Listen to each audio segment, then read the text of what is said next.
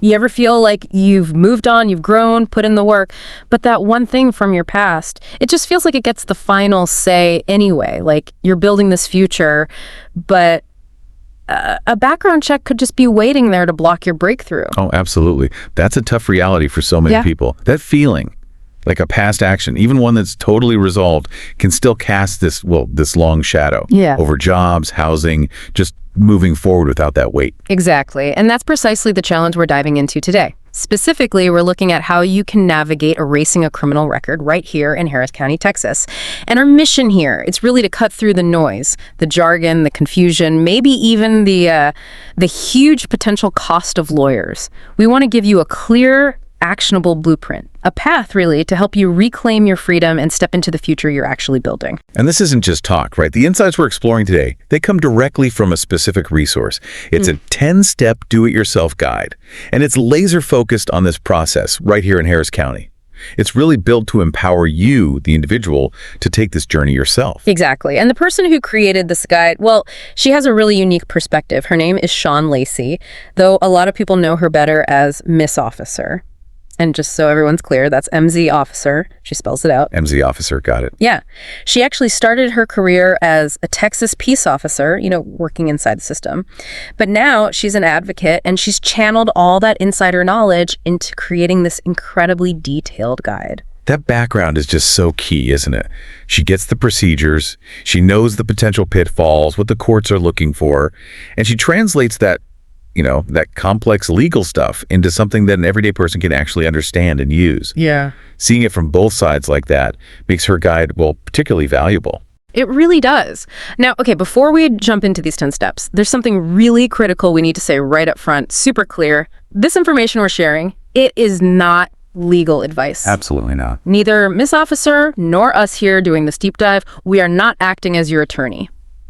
Okay. What you're getting here is a blueprint. It's a detailed map, but it's your map.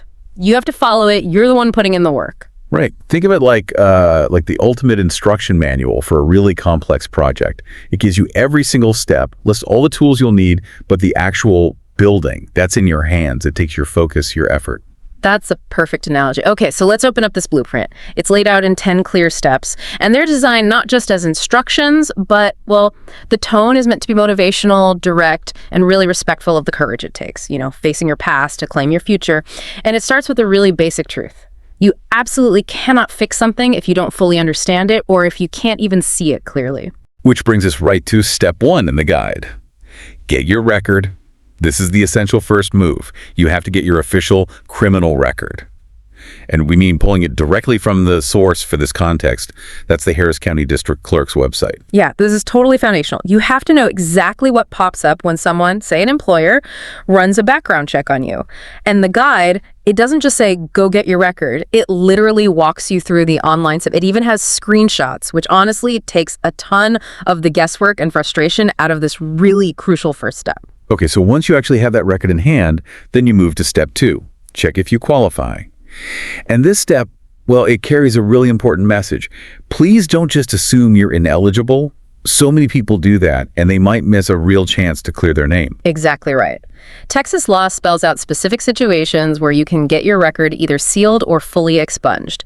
The guide lays this out, taking that, often confusing legal language and just putting it into plain English. The main things it points to are, was your case ultimately dismissed? Did you get a not guilty verdict, or was it certain kinds of deferred dispositions? Understanding those categories is vital. Like a deferred disposition, for instance, that's pretty common. It's where you might have completed something like probation, the case gets dismissed afterwards. And a lot of people just don't realize that specific outcome might make them eligible. The guide helps you actually look at your record and compare it to what the law says in a way you can understand. So this really raises a key question for you listening right now. Does your record show one of those outcomes? Dismissal, not guilty, or maybe a qualifying deferred disposition? If the answer is yes, or even maybe, then these next steps are definitely for you. And step 3 is critical. Choose your forms. Okay, this is where precision is absolutely non-negotiable. Because, like the guide stresses, the form you pick dictates the whole outcome for your record. You're basically choosing between 2 main paths, a petition for expunction or a petition for non-disclosure. And these are definitely not the same thing. Expunction, generally speaking, it's like wiping the slate clean, making the record disappear as if it never happened. Right. Non-disclosure, on the other hand, that usually seals the record from the public employer's landlords. But often, law enforcement and certain government agencies can still see it. The guide makes it super clear which one applies to your specific situation based on how your case ended. It guides you to the exact petition you need to file. And getting that distinction right from the start is just paramount. If you file the wrong petition, well, you won't get the result you're looking for. You'll waste time filing fees. Ms. Officer's Guide really aims to make sure you start on the correct legal path right from the beginning. Okay, so you've figured out the right form. Step 4 is all about filling it out accurately. And this is where, dotting the I's and crossing the T's really matters. Legal forms can look intimidating, and just one simple error could potentially get your petition rejected by the court. Yeah, and the guide really helps here. It gives you detailed, step-by-step instructions on how to fill out whichever petition you need. It goes through each field, explains what info is needed, why it's needed. It helps you avoid those common slip-ups that cause rejections and delays. It's really all about getting it right the first time around. Accuracy on those forms, absolutely non-negotiable. But the forms alone, they aren't enough. You need proof. Which brings us to step 5. Get documents. Right. You can't just say your case was dismissed. You need the official court documents that actually prove it. So this step involves gathering things like the final judgment from your case, any relevant court orders, the official dismissal paperwork, and other court records tied to it. And the guide gives you a clear checklist, exactly what documents you'll likely need, depending on whether you're going for expunction or non-disclosure. And crucially, it also tells you where in Harris County you need to go, or maybe who you need to contact to get these official copies. That alone saves just immense time trying to figure out, which clerk's office or department has the records you need. Yeah, navigating the courthouse for old documents can feel like a maze sometimes. Having that direct guidance is incredibly helpful. Definitely. Now let's talk about the practical side money. Court filing fees, they can add up, and for a lot of people, that's a real barrier. Step 6 tackles this. Check indigent status. Okay, so if your financial situation genuinely means you can't afford the court costs, there are legal ways to potentially get those fees waived. This is usually called qualifying for indigent status. The guide helps you understand the criteria for that and how to figure out if you might qualify. This step is really about access, making sure the process is accessible.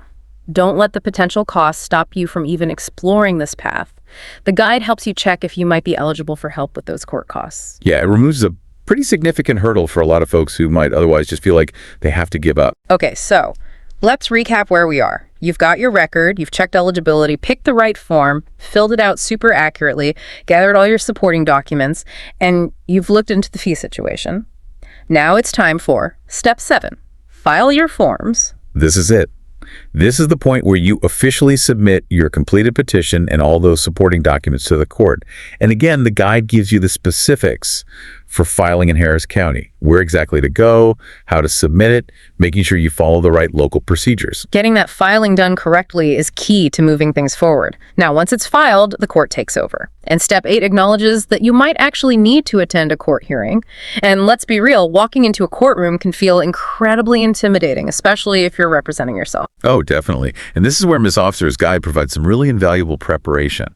It anticipates that feeling, that anxiety, and helps you prepare not just legally, but mentally and emotionally too. It covers practical things like what's appropriate to wear to court. It gives you guidance on what you might say if the judge asks you questions. And maybe most importantly, it tries to empower you with, the confidence to just stand in your truth during that process. That kind of prep, it goes way beyond just the legal steps, doesn't it? It really addresses the human side of facing this.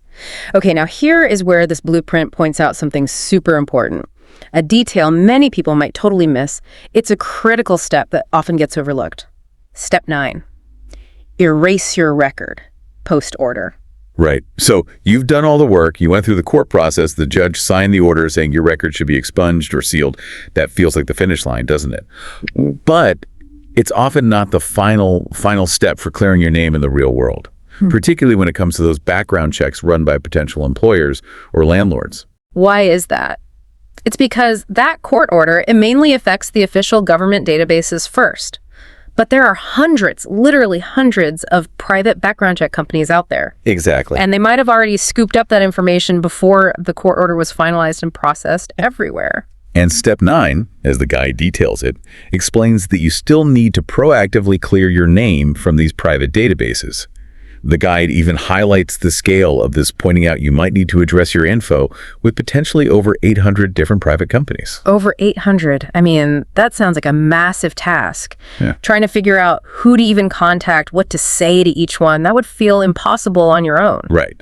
But the guide provides the exact letter template you need to send to these companies. And crucially, it also gives you info on who specifically to send it to.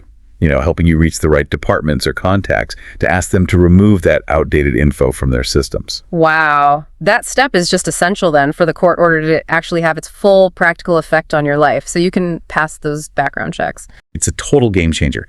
It ensures the hard work you did in court actually translates into real-world opportunity. And that leads us, finally, to the last step. Step 10, move on. This one isn't about paperwork. It's about the culmination of everything you've worked for. Yeah, this step is all about walking in that freedom you've earned through this process. It's about applying for that dream job and knowing your past isn't automatically a barrier. It's confidently signing that lease for a new place, maybe traveling without that knot of fear or worry. It's really about fully stepping into your next chapter, unburdened by that old record. So when you look at all these 10 steps together, what's the really powerful message here? I think it's that you don't have to let a mistake define your entire life. The system doesn't get to just stamp an identity on you based on a record. Your record is absolutely not your worth. This whole process, when you follow a guide like this, it's profound. It's really not just about fixing paperwork. It's a journey of reclaiming something fundamental. It's about reclaiming your power over your own story, finding peace of mind, and literally clearing the path so you can walk forward fully into your purpose. It's taking back agency in your own life, absolutely. Now, once again, just to be crystal clear, like we said right at the start, this is not legal advice. So important to reiterate. Neither we nor Miss Officer are acting as your attorneys. We are relaying the information and the blueprint that's provided in her guide. Yep. Every step, every single detail we've talked about today, it comes directly from that 10-step do-it-yourself guide. The one created by Sean Lacey, FCS officer, specifically for navigating this process in Harris County, Texas. So if you're listening right now and you feel that pull, that readiness, to take control of your Harris County record and address your past head on, the place to go for this blueprint is pretty simple. legal-gangsta.com. That's it. legal-gangsta.com. That's where you can find the 10-step do-it-yourself guide to erasing your Harris County criminal record. And it's designed specifically for you, the everyday person who, maybe have a past, but also carries a strong purpose and maybe a prayer for a brighter future. You really don't need anyone's permission or approval to start cleaning up your record. What you need is a plan. You need clear steps to take. And the guide is presented as exactly that, the plan, empowering you with the specific knowledge, the steps you need to take control of your situation and really reclaim your future. So as we kind of wrap up this deep dive, just take a second, try to visualize it. Imagine walking into your next job interview or your next lease application, or maybe just stepping onto that plane for a trip, knowing that that part of your past no longer has the power to hold you back. Yeah, think about the freedom that comes with that. Knowing you've done the work, you followed the blueprint, you cleared the path. Let the knowledge we shared here today, hopefully, empower you to begin that really personal journey of reclamation and just step fully and freely into whatever comes next for you.